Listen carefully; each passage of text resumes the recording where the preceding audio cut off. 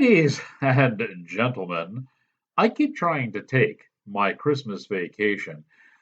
However, I keep finding these movies I simply must tell you about before I close the studios down until next year. And tonight's lesson plan is no different. If the story seems familiar, it is a familiar one. We all know how the king of the vampires, Count Dracula, drained his native Transylvania of blood, and he sought more sanguine surrounds in England.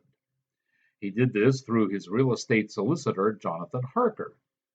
He acquires Carfax Abbey, which is adjacent to Dr. Seward's asylum.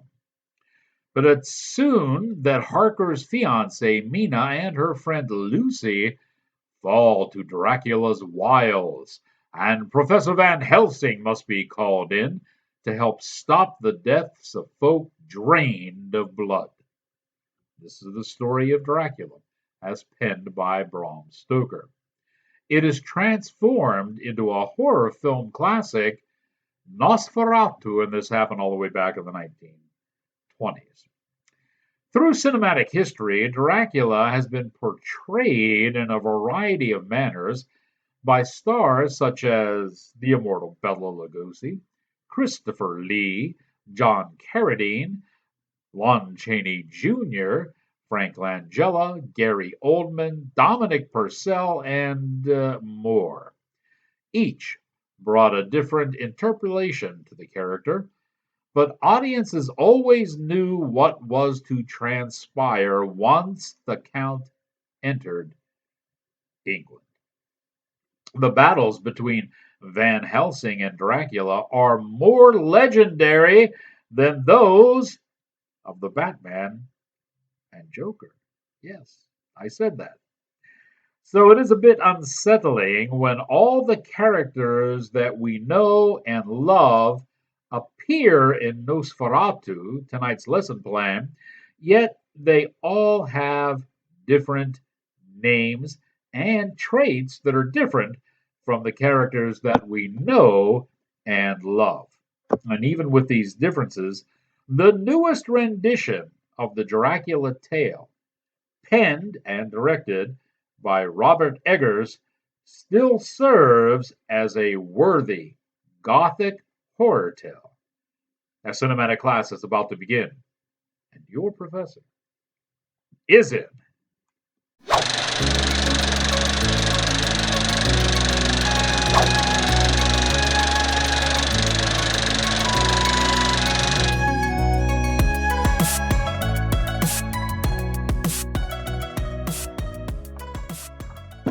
Greetings, salutations, another sundry affair. I am your cinematic professor and purveyor of truth in movies, and this remake of Nosferatu is fun to watch, even if as a viewer you are mentally filling in and substituting the names of the characters you already know for the characters that appear in the film. This retelling also differs in several key tropes. It is more sexually oriented. The vampire is depicted as a demon rather than a creature of the night.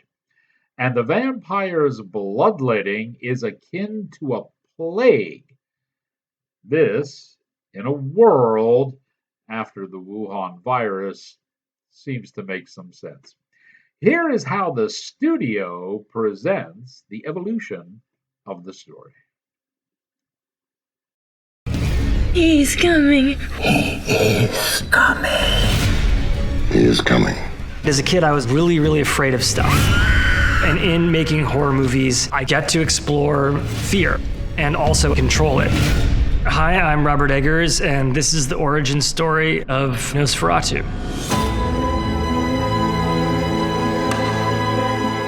When I was about 8 or 9, with the help of my mom, we acquired a VHS of Nosferatu.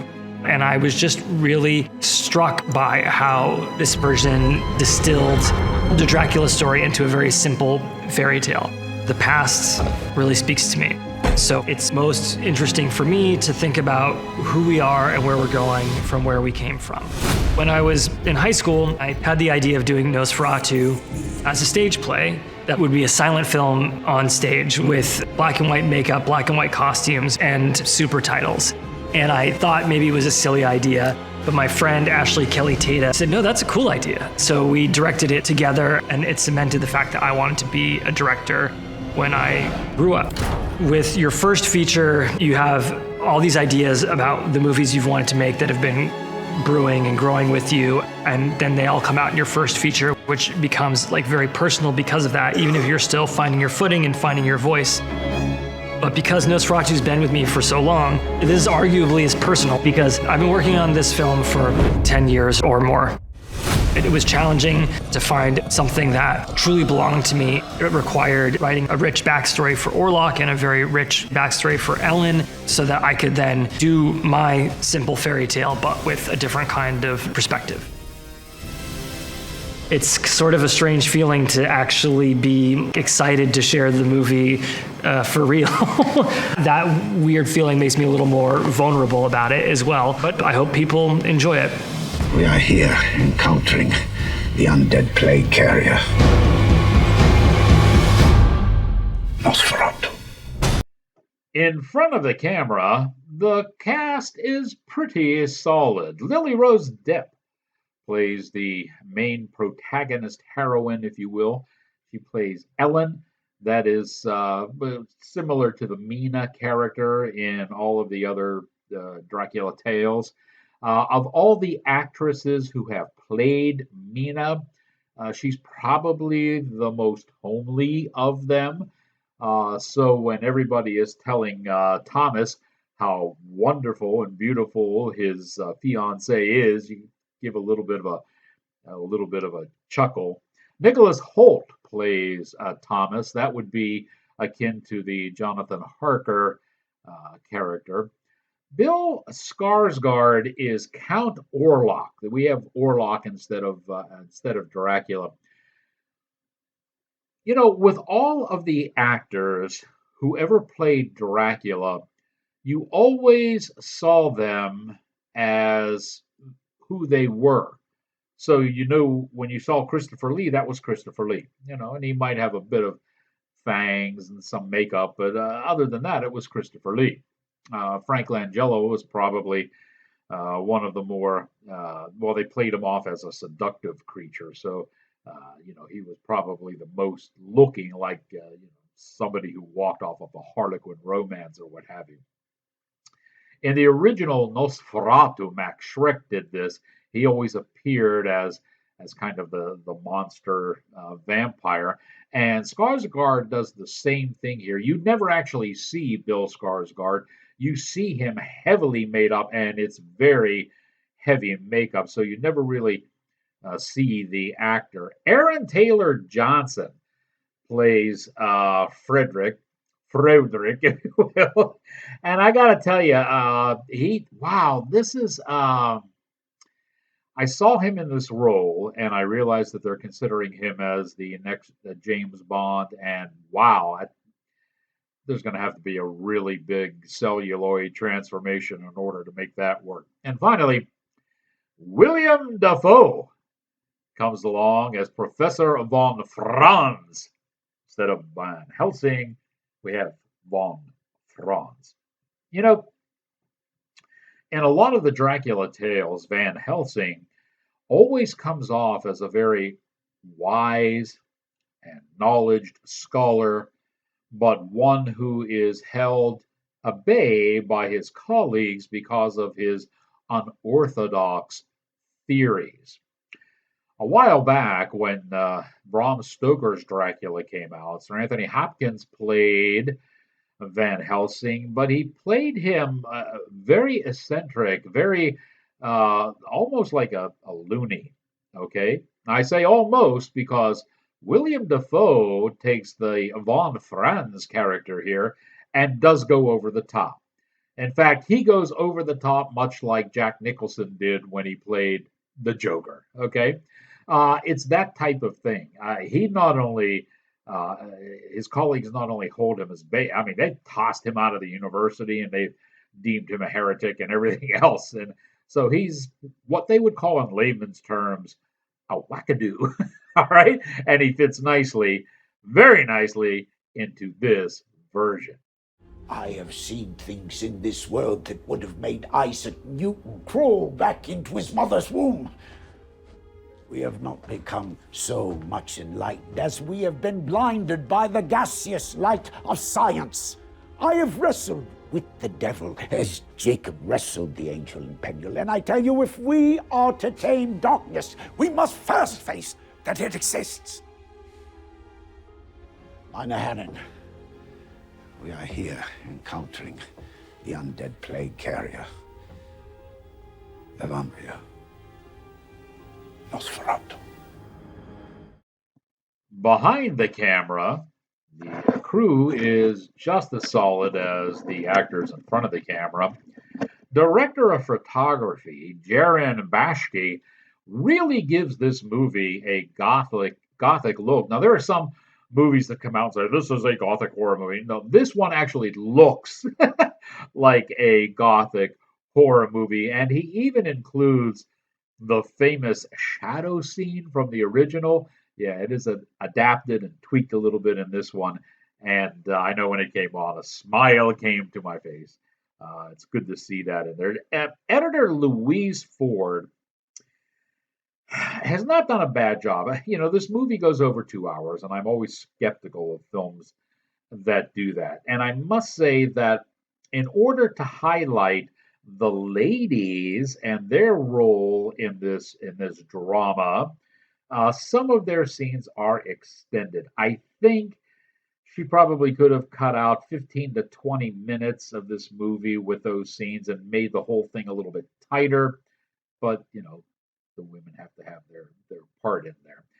And because that's in there, some of the other scenes suffer.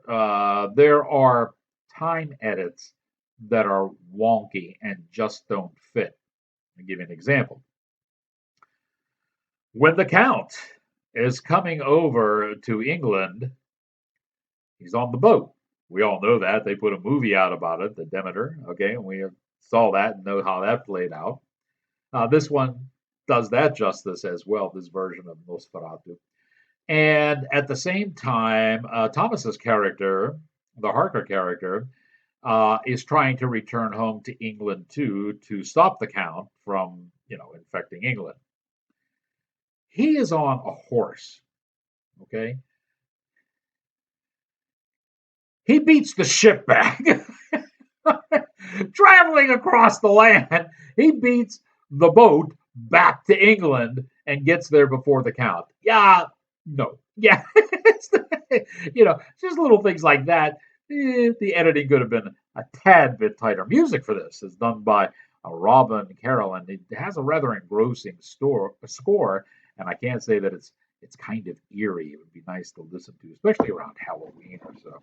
And finally, I want to mention the production designer, who is Craig Lathrop. He has done very well in this, and he has taken the special effects department and used it as a fine seasoning throughout the film.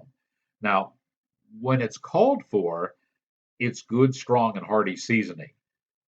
When it's not called for, it's nice and mellow, okay? Just like you would make a good sauce. This movie works the same way. I think now it might be advantageous to peel back those veils of time and head back to the early Cretaceous period, Fulmination's first and only prehistoric film critic. Let's check in now with Rex.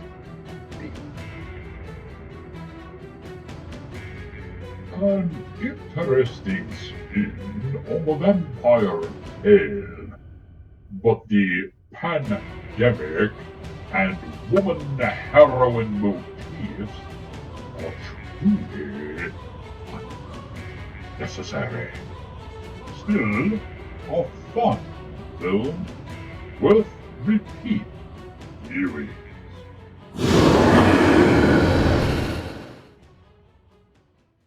Thank you, Rex. So I have to tell you that this redoing of Nosferatu is an interesting interpretation of the Dracula tale. Now, I got to tell you, it's probably not my favorite retelling, but still, this movie is very enjoyable and it's worth the price of admission. Would make a nice, nifty addition to your horror collection on your video shelf or hard drive, wherever you keep them now. We're going to give this one a solid A. It was worthwhile, and I wanted to get it to you but I promise I am now taking my Christmas vacation, and Rex and I will see you in 2025. Say one final note before we leave. As you know, I am a charter member of the Critics' Choice Association, which was formerly the BFCA, Broadcast Film Critics Association. And I've been with them, oh my God, decades. I think it's going close to 4 decades I've been with them. And usually every month, the organization puts out a movie that it presents its seal of distinction, basically the best movie released that month. Well, in December, the CCA picked Nosferatu as the movie to receive the award of distinction. Folks, in all the decades I've been with this organization, this is the first time we agree. I haven't agreed with any of them, but this one, I give it to them. So, for the final time, on behalf of Rex and myself, a very Merry Christmas to you and your family, and all the best for a blessed, healthy, and wealthy 2025. Now that you have learned what you have learned, here endeth your lesson.